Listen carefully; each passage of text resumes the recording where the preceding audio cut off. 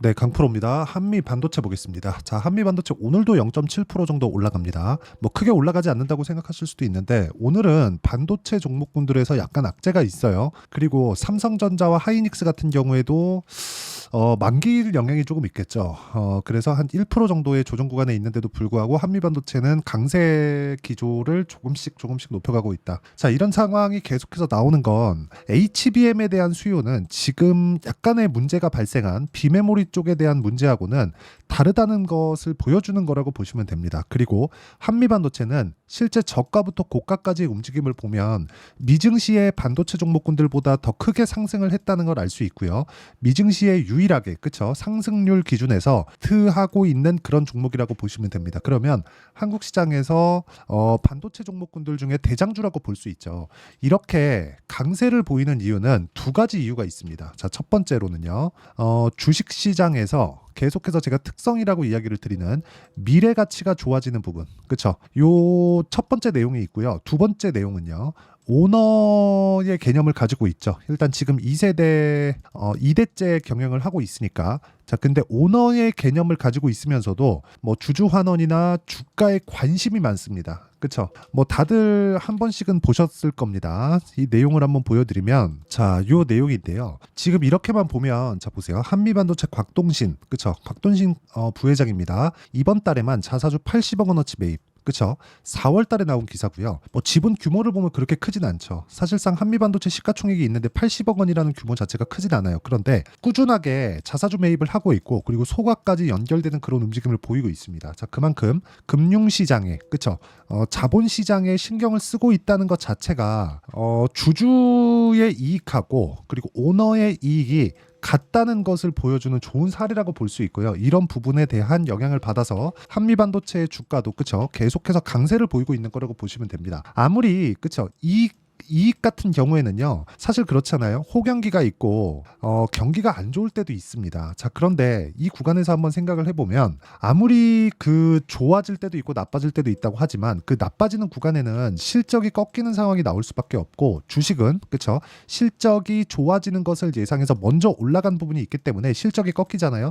앞으로 회복된다고 하더라도 주가는 빠집니다. 이거는 맞아요. 그런데 한미반도체 같은 경우에는 그쵸 이런 뭐 실적에 대한 증가폭 그리고 앞으로 전망치에 대한 부분보다 먼저 상승을 했고 그 상승한 폭이 사실상 한국 시장에서 반도체 종목군들을 거의 뭐 주름 잡을 정도로 강세를 보이고 있다는 건 이런 그 주주한테 신경을 쓰는 것에 대한 부분까지도 영향을 미치고 있다 이렇게 보시면 됩니다. 자, 그러면 지금 결과적으로 보면 고가 4월 12일 날 형성했었던 15만 3,200원의 고가를 돌파할 수 있는가? 그렇죠. 돌파할 수 있는가 이게 중요할 텐데 이 내용에 대한 부분은 다시 말씀드리지만 돌파합니다. 하지만 무엇보다 중요한 건 한미반도체 그리고 하이닉스 그쵸? 자, 이 두 가지 기업 그리고 삼성전자까지 포함해서 지금 현재 한국 시장에서 반도체를 주름잡고 있는 이 세 종목들에 대한 움직임에 맞춰서 반도체 시세가 결정이 됩니다. 그리고 과거와는 달리 사이클의 텀이 빈틈이 없고요. 그리고 이 빈틈이 없어진 과정에서 HBM이 들어오면서 뭐 조금 더 디테일하게 얘기하면 AI 반도체 시대가 열리면서 메모리 반도체 시장에 대한 조금 위상이 높아졌다 이렇게 보시면 됩니다. 그러니까 사용도 자체가 굉장히 높아졌고 성능을 끌어올리는 보조의 수단이 이 메모리 반도체 쪽이었다면 지금은 성능을 끌어올리는 메인 수단으로 들어갔다 이렇게 보시면 됩니다. 그렇기 때문에 지금 비메모리 개발을 하면서 플랫폼이 결정이 되고 메모리 쪽으로 이렇게 만들어 오라는 거의 뭐 지시하는 듯이 뭐 이렇게 가는 게 아니라 개발 단계부터 같이 진행하는 그런 상황이 됐습니다. 자, 그리고 지금 삼성전자에서 HBM 납품이 계속해서 지연되고 있잖아요.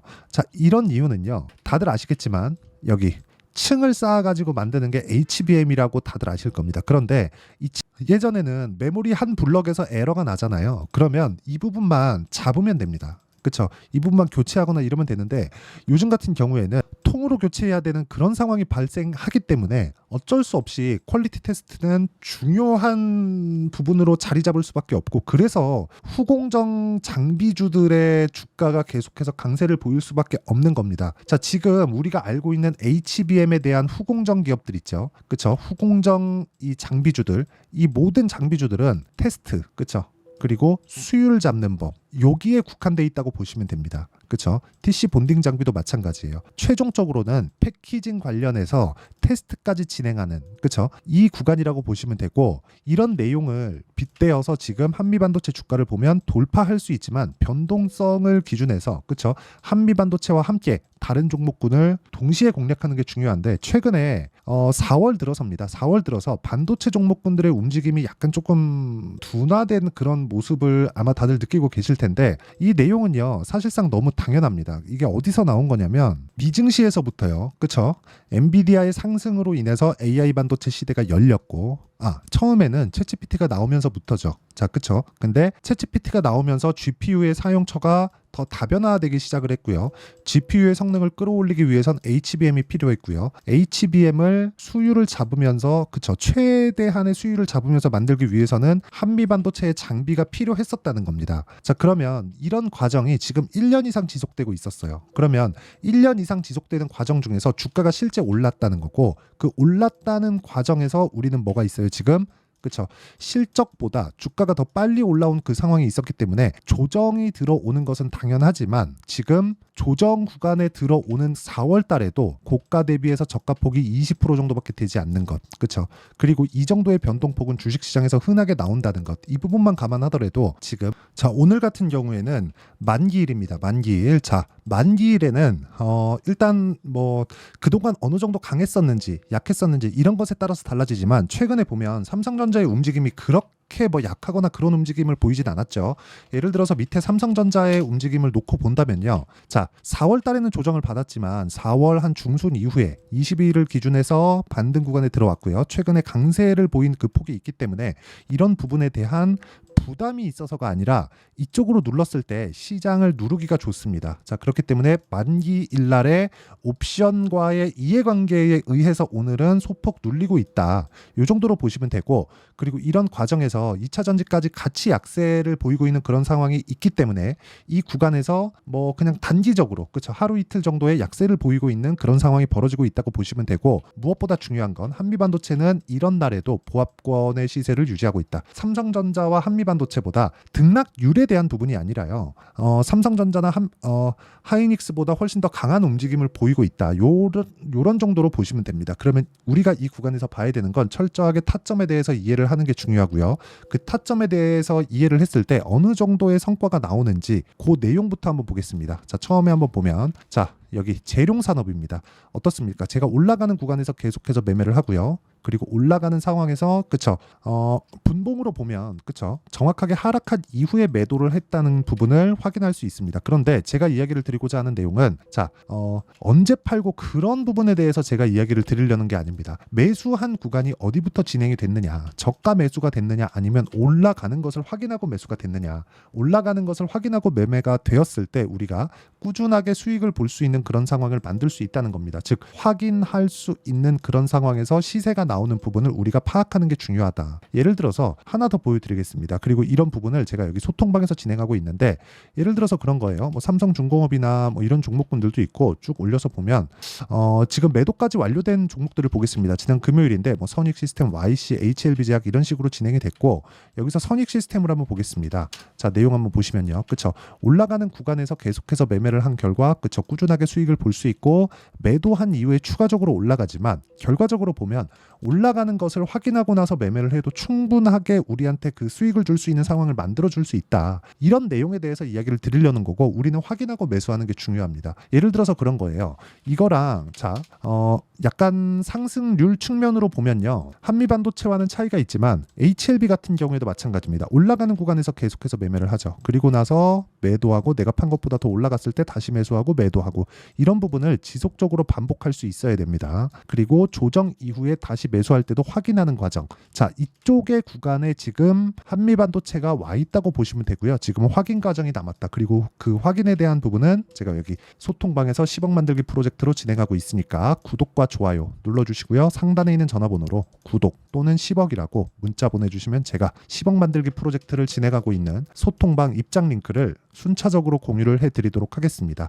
자, 그러면 제가 어떤 류의 종목군들을 공략하는지 다 보셨죠? 이 내용을 토대로 우리가 한미반도체를 다시 한번 보면, 올라가는 상황에서는 이유가 있다. 만약에 올라간 이후에 모멘텀, 그쵸, 상승한 이유, 호재, 이런 부분이 허상에 불과하고 미증시에서도 반도체 관련된 가격 부담 요인이 발생하고 있는 이런 상황에서 주가가 빠지지 않고 버티고 있다는 것 자체가 굉장히 강한 움직임을 보이고 있다는 거고, 고가 돌파하는 부분에 대한 확인이 필요한 그런 상황이고, 이 확인 과정에서 미증시도 그렇고 삼성전자도 빠지고 하이닉스도 빠진다면, 그렇죠? 삼성전자와 하이닉스가 추세를 이탈하면 그건 그것대로 문제가 됩니다. 그때는 한미반도체고 뭐고 일단 팔고 봐야 돼요. 그런데 추세를 이탈하는 게 아니라 4월 달에 충분한 조정을 받았기 때문에 이 구간에서 우리가 확인한 이후에 타점을 잡는 게 중요하다는 거고요. 그 타점에 대한 부분은 아까 전에 제가 여기 소통방에서 실시간으로 공개를 한다는 거니까 상단에 있는 전화번호로 구독 또는 10억이라고 문자 보내주시면 제가 소통방 입장 링크를 순차적으로 공유를 해드리고요. 이렇게 타점을 잡는 원리가 있겠죠. 그 원리에 대한 부분은 여기 한미 반도체의 가격과 단기 보유 전략. 자, 단기는 2주입니다. 2주 기간 동안 물론 오차는 있지만 이 기간 동안 우리가 수익 전환을 시킬 수 있는 가격을 잡는 것, 이게 가장 중요하고요. 무엇보다 중요한 내용은 한미 반도체의 실시간 타점 그리고 관련주들의 실시간 타점을 제가 문자로 공유를 해드리도록 할 테니까 구독과 좋아요 눌러주시고요. 상단에 있는 전화번호로 한미라고 문자 보내주시면 제가 한미 반도체의 실시간 타점과 함께 전략을 공유해드리도록 하겠습니다. 자, 내용 정리하면 그렇습니다. 미래 가치를 반영하는 주식시장의 특성, 한미반도체는 미래 가치를 반영하는 부분도 있지만 주주 환원도 비교적 적극적으로 진행하고 있다. 한국 시장 기준에서 앞으로도 계속해서 진행할 수 있다는 게 오너 마인드 때문에 그렇고요. 그런 부분을 주가는 반영하고 있다. 그런데 가격이 먼저 올라가기 때문에 우리는 타점을 봐야 되고, 타점에 대한 부분은 그렇죠. 아까 전에 제가 소통방에서 진행하고 있고, 자, 소통방에 대한 부분은 아까 전에도 말씀드렸지만 상단에 있는 전화번호로 구독 또는 10억이라고 문자 보내주시면 됩니다. 전체적인 내용을 다루니까 소통방으로 들어와서 어떻게 매매하는지 배우시고요. 무엇보다 중요한 내용입니다. 다시 말씀드리지만 어떻게 분류를 해서 내가 어떻게 가격대를 잡을지 그 내용에 대한 부분을 제가 다 이해를 시켜드리도록 할 테니까 영상 끝까지 시청하시고요. 모든 분들이 성공 투자하셨으면 참 좋겠습니다.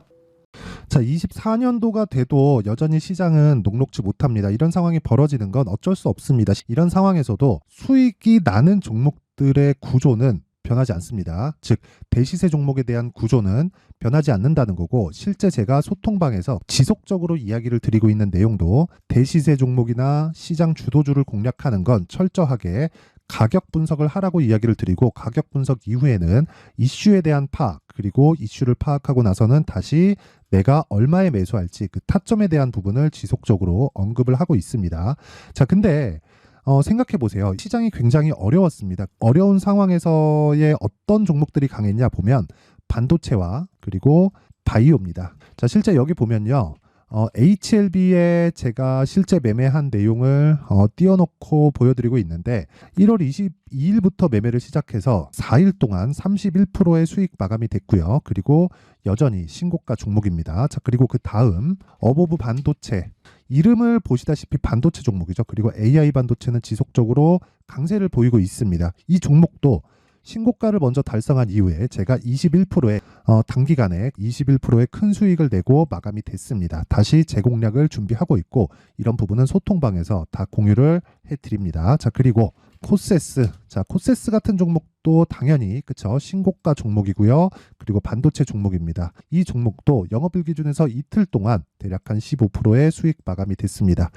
내용을 한번 보시면 어떻습니까? HLB를 포함해서 뭐 30%, 20%, 뭐 15% 이런 식의 수익이 지속적으로 발생하고 있는데, 이 세 종목 모두 다 신고가 종목이고 1월 달에 시장이 약세를 보이고 있는 구간에서도 강했었던 그런 종목입니다. 특징점이 하나 있는데 그 이슈에 앞서서 가격이 먼저 반영했다는 거죠. 그렇게 제가 가격을 먼저 보고 이슈에 대해서 파악하는 이유는 결과적으로는 큰 시세를 먹기 위한 사전 준비 작업입니다. 실제로 큰 시세를 먹기 위해서 사전 준비 작업을 했을 때 여기 레인보우 로보틱스 127% 그리고 ISC 98% 그리고 한미반도체 97%의 큰 수익을 내는 상황을 만들 수 있습니다. 어떤 식으로 소통방에서 진행됐는지, 그쵸? 그 상황을 제가 이야기를 드린 건데, 이런 상황도요, 당연히 신고가를 공략했을 때 가능한 겁니다. 자, 그러면 이번에도 마찬가지입니다. 그쵸? 정부 주도의 코리아 디스카운트 해소 방안이 2월 달에 발표를 하고요. 그리고 2월 달에 발표된 내용을 토대로 주가가 움직이는 게 아니라 이미 움직인 내용이 있죠. 실제 이 내용은